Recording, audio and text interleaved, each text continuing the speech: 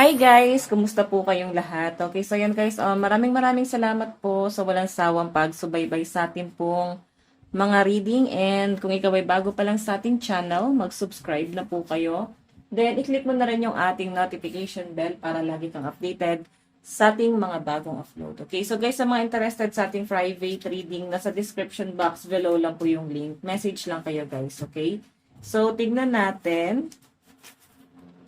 Kanino bang love reading etong masasagap natin ngayong araw? Okay, so tignan natin kanino bang love reading yung masasagap natin ngayong araw. Okay.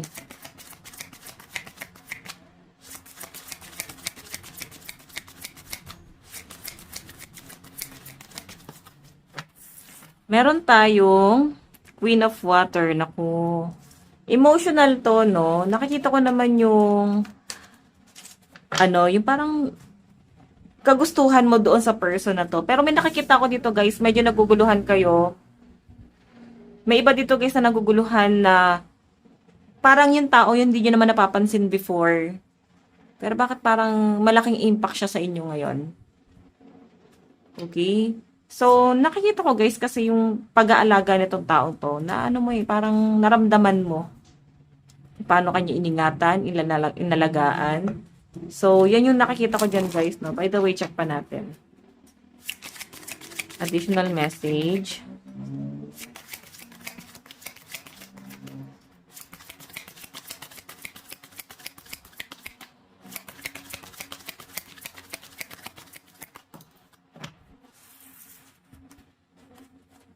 Meron tayong The Hangman. Oh. Yun nga lang guys, masyadong komplikado ang inyo. Yung connection yung dalawa, pwede kasing maraming taong nakatingin, maraming matang nakatingin dun sa relasyon nyo. Wala pa ako guys nakakitang dito connection or kung ano man yung meron sa inyo. Parang wala pa to, no? Kaya parang nakikita ko lang siya guys na someone na naguguluhan din tong taong to. Naguguluhan din siya sa nararamdaman niya, ba't parang nahuhulog siya sa inyo. So, parehas kayo. Ikaw parang naiisip mo siya pero hindi mo binibig deal to. Pero siya kasi guys, parang binibig deal niya na eh. Then parang nakikita ko sa kanya na naiilang siya. Naiilang siya makausap ka. Makasalamuha ka. Pero guys, mukhang may interaction pa rin eh. Kahit na naiilang siya or naiilang ka, may pag-uusap pa rin, no? Gusto ka pa rin niyang kausapin. Gusto niya pa rin kayong mag-usap. Ayan yung nakikita ko dyan. So by the way, additional message. Oops. Meron tayong Page of Earth. Okay, so guys, itong Page of Earth kasi mas bata sa inyo. Kaya hindi mo siya binibigdil kasi baka na may misinterpret lang. Yun nga, mas bata. Pero nakikita ko guys kasi parang inalagaan ka niya. Parang pinikula.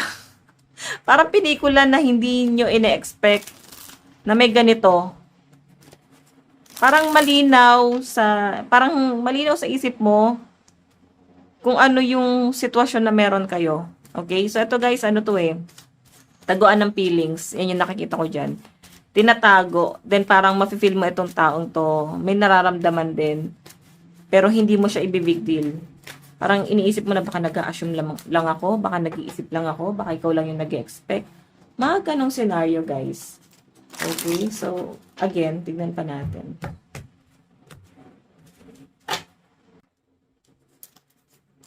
Okay? Or masyado pa tong fresh. Yung iba naman sa inyo guys, pwedeng hindi pa siya nangyayari. Pwedeng mangyayari pa lang to. Kaya kayo, mag-iingat kayo. Mag-iingat kayo sa mga desisyon nyo. Huwag kayo guys masyadong maging impulsive. Okay? This week guys, pwedeng mararamdaman mo to or may mangyayaring ganitong connection na hindi nyo na-expect, both side. Ganon din yung nakikita ko sa kanya eh. Hindi nyo na-expect, parang bigla na lang naramdaman. Parang bigla na lang to guys nangyari. Okay? Again. Meron tayong Ace of Earth. Ngayon, mas binavalue ka na itong taong to.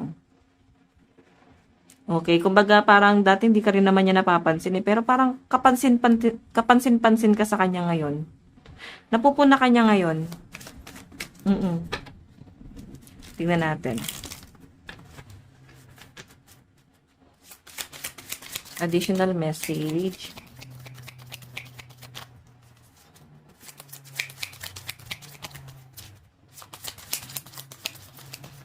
Oops.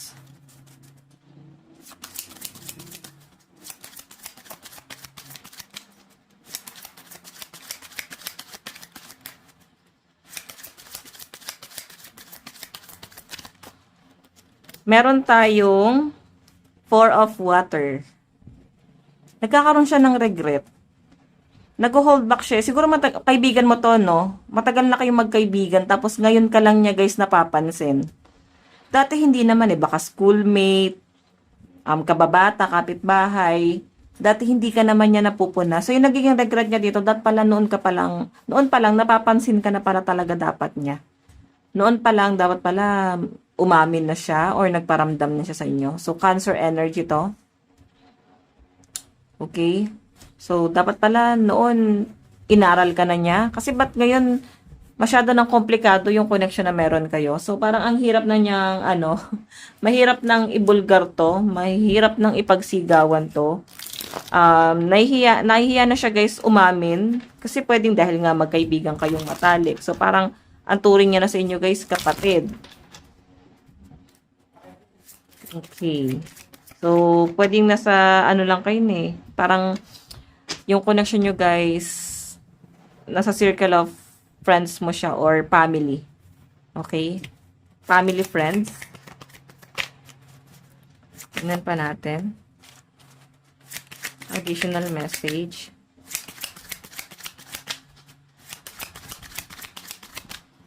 Oops. Meron tayong Queen of Air. Gagawin mo tong biro eh.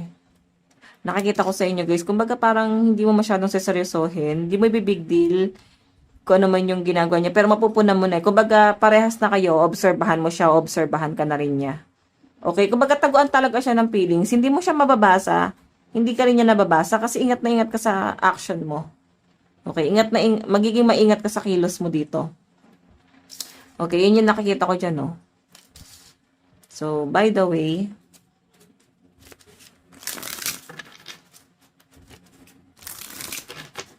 additional message.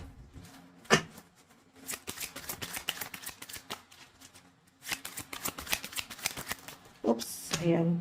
Magtalsikat yung mga card. 7 of Fire. Wait lang, guys, ha. Okay, 7 of Fire and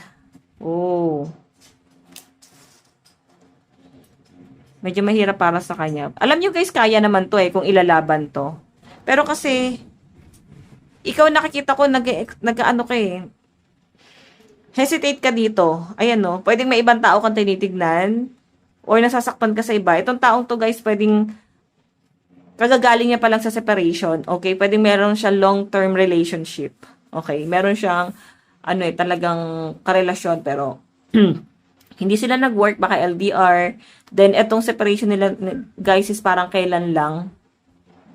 Ganun yung nakikita ko dyan. Then, ang nakikita ko dito, parang bigla na lang nangyari. Bigla na lang kayong tinamaan sa isa't isa. Ang love talaga, guys, unpredictable yan, sa totoo lang. Okay, so meron tayong Leo energy and Sagittarius energy dito.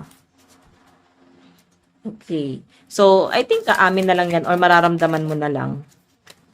Meron tayong the Sun. So, may nakakapanibago sa energy na itong taong to na hindi mo naman siya nakilalang ganun. Pwede kasing sa grupo nyo, tahimik lang siya. Then, nung nagkaroon sila, guys, ng hiwalayan ng partner niya, nung naghiwalay sila, dun na isiwalat sa inyo lahat. Okay? Na parang nag-iiba siya. Kaya napapansin mo siya, mapupunan mo na yung pansin niya, mapupunan mo na siya na marami na siyang ina-entertain, attached na siya sa iba. So parang bang naging lagalag itong taong to. Kasi nandun yung energy ng the Sun, naging malaya. Nakikita niya, guys, na ang dami palang mas magandang pwedeng mangyari sa kanya. Bukod dun sa mundo na nilulook forward niya, marami pa palang pwedeng mangyari. And ang nakikita ko dyan, guys, parang feeling niya mas naging malaya siya. So, I think nakaka-move on siya doon. Kasi nag-expand siya eh. Hindi niya tinatambayan yung sakit. Mahal niya yung taong yon, pero sa malinaw kasi guys na nakikita ko, mas pinipili niyang mag-recover na lang. Oo. Meron tayong 9 of water. Ayan, 9 of water. So, by the way, check pa natin. Okay, 9 of water. Nakikita ko na parang hindi mo rin siya napansin that time kasi talaga ramdam mo na seryoso siya doon sa relasyon niya eh. Parang LDR sila, then ang lalim ng interest talaga sa kanya ng taong yun. Pero yun ang kagaya ng sabi ko rito guys, pwedeng after ng separation nila, doon mo siya mas napansin. And I think may nangyari na parang scenario na nakitaan mo siya ng effort. Parang something na nag-effort siya sa inyo. Then parang na-attract ka dun sa effort na yun. Okay, tignan natin. Additional message. Oops, wait lang guys. Okay, Scorpio energy. Actually guys, kung bakit hindi ko siya sinashuffle lang ganun? Kasi ang taas ng talon ng card eh. Ayan, so meron tayong Scorpio energy. So, malakas ang water sign. Or punong-puno talaga ng emosyon na itong reading natin ngayon. Cancer energy.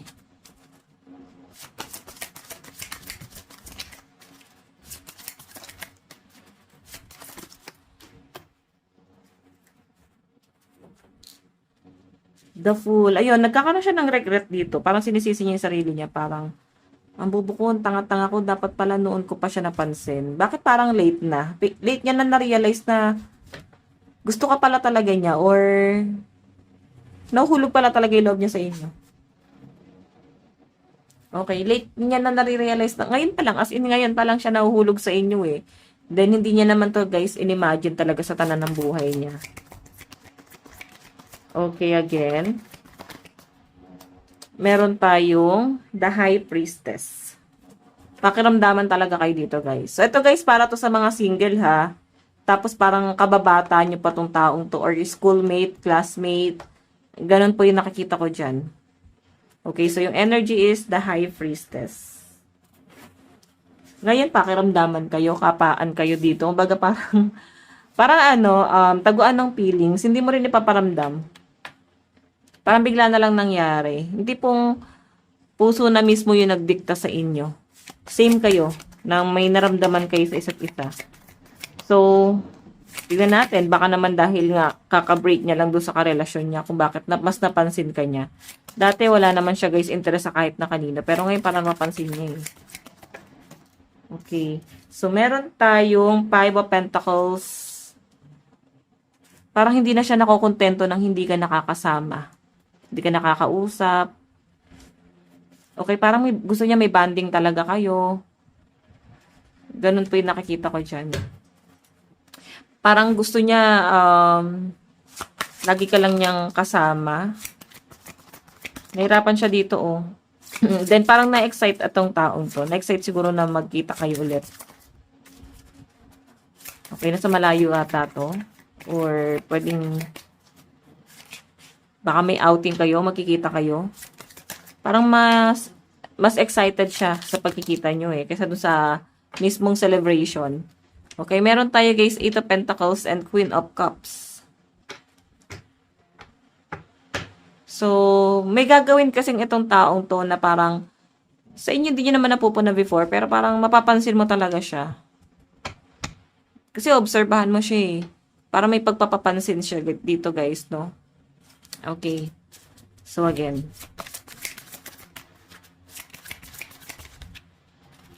Oh, Leo energy.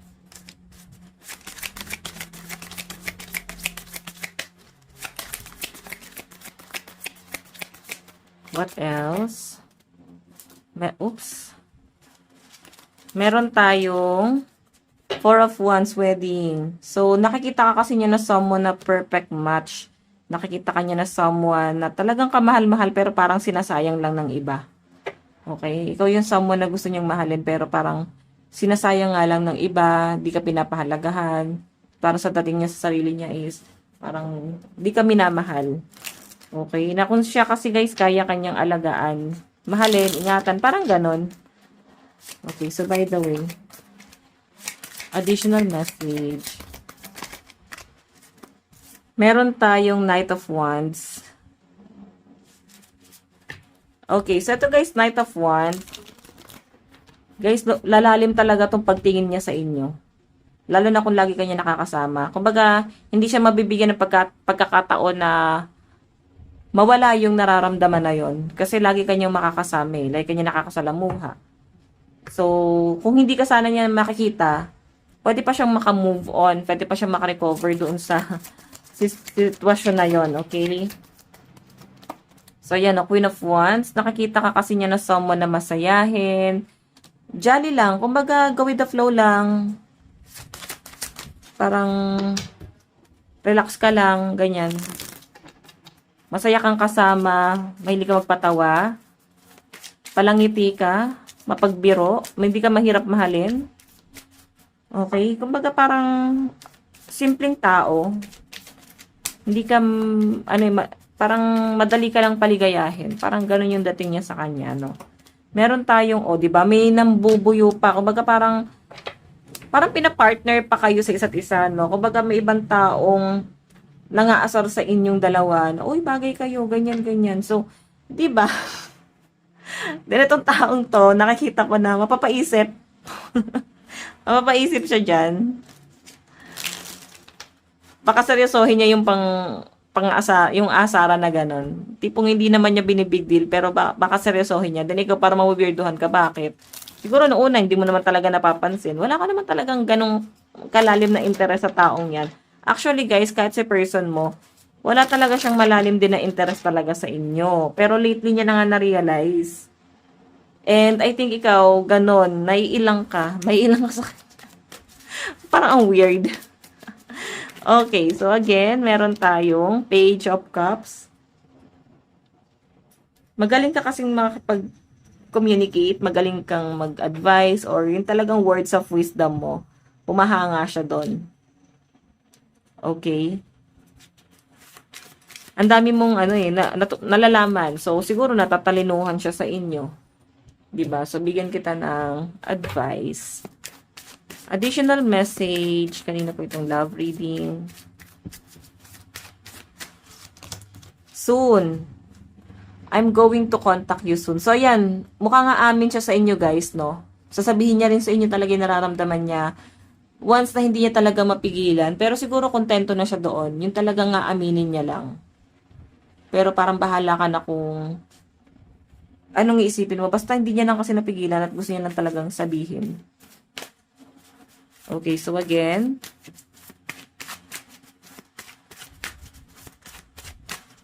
meron tayong, this isn't goodbye. I don't want to walk away, but what's best for me and us right now. This isn't goodbye. We will be together again soon. So, tinatry niya kasi guys na patayin yung emosyon na yon. Ayaw niyang panindigan, ayaw niyang panghawakan yung emosyon na yon. Then, ang sinasabi niya rito guys, hindi naman to totally pamamaalam or pagdistansya ko sa'yo. Parang ganon. Yung nati-channel kong energy dyan. Pero sinasabi niya dyan, soon, malalaman mo rin, aaminin niya rin sa inyo. Ganon po. Okay, again. Additional message.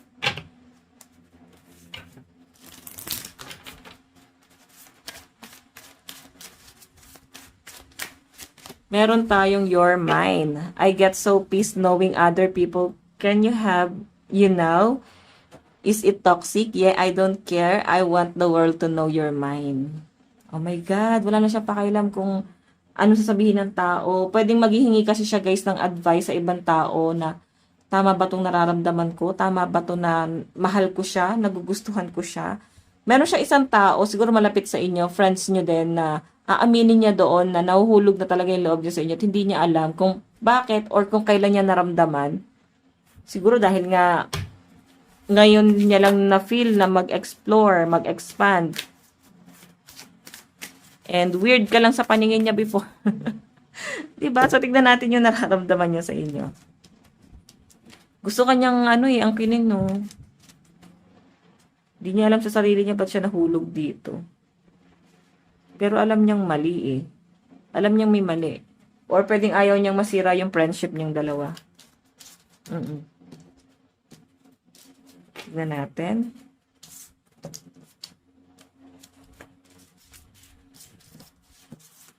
Doon tayo sa nararamdaman. Nararamdaman mo. Nararamdaman niya, sorry. Nararamdaman niya. Okay, ito gamitin natin yung isang pusa. Puro pusa to.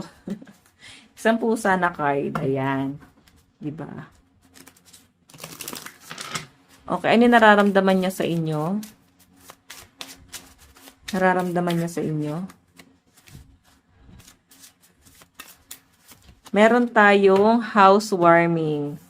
Diba? Ibig sabihin, parang tinuring kanyang pamilya. Or tinuring nyo ng pamilya yung isa't isa. Like, parang na kayo magkapatid. Yung pagkakaibigan, guys, hindi na siya, guys, pagkakaibigan lang. Ibang level na to. Okay? Sa housewarming. Yung nakikita ko dyan, guys, parang, kilala ka na rin ng parents niya. Kilala mo siya ng parents mo. So, siguro barkadahan to. Yun nga sabi ko, di ba, parang family, friends.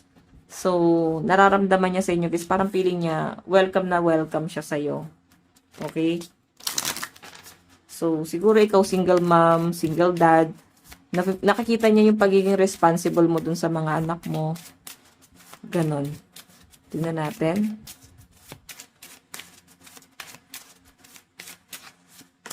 Nararamdaman niya. The Emperor friendship talaga to. Okay. So, matatag na kaibigan mo na to. Talagang, or matagal mo nang kakilala to. Yung nararamdaman niya sa inyo, guys, mas tinitignan niya pa rin talaga yung, kung ano talaga yung dati niyong connection. And, parang dating sa kanya, kontento na siya sa ganun. Okay na sa kanya yung ganito. So, again, meron tayong rich cat. So, nakikita ka rin niya na someone na mapera, maayos ang hanap buhay, madiskarte. Ayan. Caterella. Diba?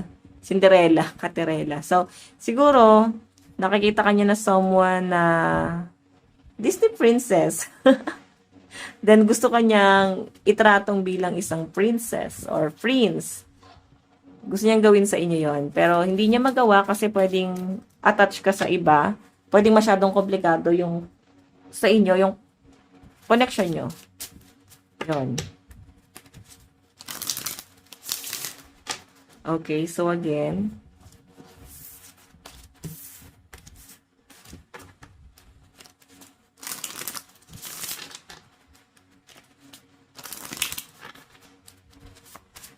okay. Paano kanya nakikita ngayon?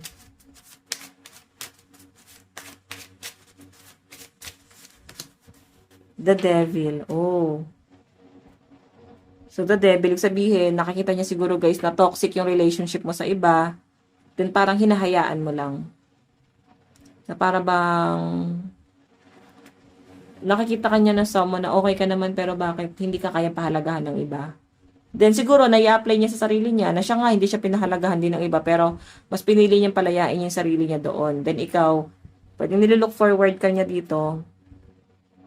Pwedeng gusto ka niyang isalba dyan sa toxic na relasyon na meron ka. Pero ikaw din mismo ayaw mo. The Devil. Nakikita niya yung ano mo eh. Yung totoong ugali mo kung sino ka talaga. Then, sobrang nahuhulog siya doon. Oo. So, again, meron tayong The World. The World. Nag-i-imagine siya dito eh. Baga naiisip ka niya bago siya matulog, pagkagising niya. Then gusto niya mawala yung emosyon na yon. Gusto niyang mawala yung pag-overthink na yon. So, di niya mayalis sarili niya na mag-overthink sa inyo. Like kanya talaga naiisip dito. Ano kanya nakikita? Okay? Matalik ka niyang kaibigan eh. Matagal ka na niyang kakilala. Then parang ayaw niya kasi guys na i-end yung ganong klase ng connection yung dalawa. Okay? So, may mga LGBTQ plus dito guys, no? Any gender naman to. As long as nakaka-relate ka, no? Tingnan natin.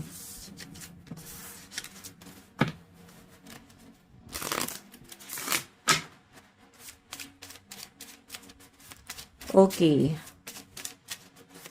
Tingnan natin. Ano yung gagawin nitong taong to? In the near future. Paano siya gagawa ng hakbang sa connection yung dalawa? Treatment. Nasasaktan lang siya, guys. Hayaan niya na lang yung sarili niya. So, yung emosyon na yun, guys, pwedeng ililihim na lang, itatago na lang. Kasi yun na lang yung parang nakikita niyang mas magandang option.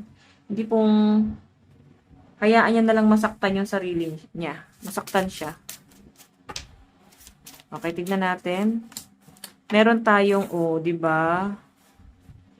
Cat star. Talagang gandang-ganda, gwapong-gwapo sa inyo. So, i-admire ka na lang na tong taong to. Titignan ka na lang niya sa malayo. Susuportahan ka na lang niya sa malayo. Mamahalin ka niya sa malayo. Mga ganon. Tignan natin. Meron tayong soup kitchen. So, parang baka schoolmate mo to, kaklase mo. Or baka dati pa siya guys kaklase. Then ngayon parang nagtatagpo ulit, may connection ulit, lumalalim ulit yung connection.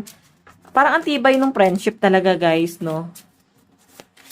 Then ayun na ngayon parang kinakahiya niya rin dito, no? Na parang pag nalaman ng mga kaibigan nyo, magkakaibigan na nga kayo, magkakapatid na nga kayo rito.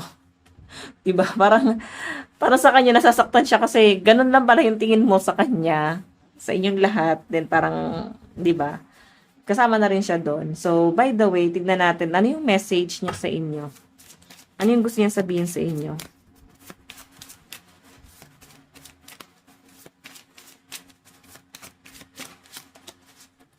Diba? I couldn't let you get close to me. Hindi niya kayang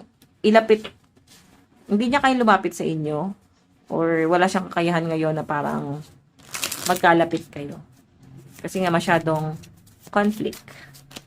And I'm afraid to contact you. Gusto ko niyang kausapin. Gustong-gusto. Nangungulila sa inyo, guys. Pero nahihiya siyang kontakin ka rito. Nahihiya siya na mag-usap kayo. Pero gusto niya Gusto niya mag-usap kayo. Gusto niya na mag-bonding kayo. Gusto niya yung interaction yung dalawa. Meron tayong I wish I could take back my word. So parang gusto niya na lang bumalik sa nakaraan na sana hindi nangyari lahat ng to. So sana hindi niya na to naramdaman. Yun po yung nakikita ko dyan. Okay, tignan natin yung zodiac sign. Wait lang po.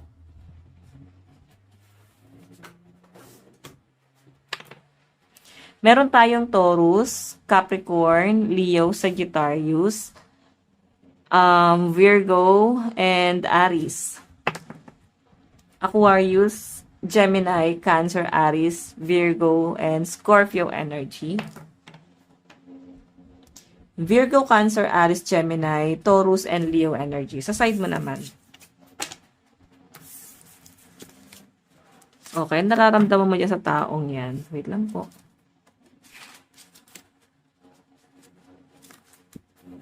Oops. Ano yung nararamdaman mo sa taong to? Starving. Same kayo, parang nauuhaw ka sa attention niya ngayon. Pero ikaw naman kasi hindi ka nag-a-assume. Nararamdaman mo lang siya na may kakaiba pero hindi mo pinag-iisipan ng kakaiba yon. Pinag-aaralan mo, inoobserbahan mo. 'Di ba? Ayan oh. Rival. May gulo kasi guys nangyari that time kung bakit parang bigla nyo na lang ito naramdaman sa isa't isa. Yun po yung nakikita ko dyan. Tingnan natin in the near future. In the near future. Ano yung dapat mong gawin? Okay, kung nangyayari na siya ngayon or mangyayari pa lang in the near future, ano yung dapat mong gawin? Ayan. Mag-focus ka daw sa career mo. Okay, para hindi mo masyadong mapagtuunan ng pansin to. Mag-focus ka sa career mo. And sinasabi guys, innovation. And focus ka lang din kung ano lang kayo before. Kung ayaw mo talaga siyang i-workout dahil nga masyadong conflict. So, sinasabi lang dito, wag mo na lang itong laliman, wag mong bigyan ng kahulugan. Parang hayaan mo siya na mag-isip, hayaan mo siya parang mabaliw dahil gustong-gusto ka niya. So, at least ikaw, di ka nag-assume dito. Contrast, di ba? Parang siya tong, ay, ang lakas ng sex appeal mo eh. Siguro nakita niya talagang may kakaiba sa inyo. Siguro boyish ka or hindi ka naman pala ayos. Then, nakita niya na parang girly ka pala at may kakaiba sa inyo na nakakaakit. Ang ganun, guys. So, by the way, Taurus, Gemini, Pisces, Aquarius, Cancer, Aries, Capricorn, last one. Cancer, Aquarius, Gemini, Pisces, Taurus, and Aries energy. So, by the way, guys, ito lang po ang inyong daily love reading. Bukas po lahat. God bless and love you all. Bye-bye.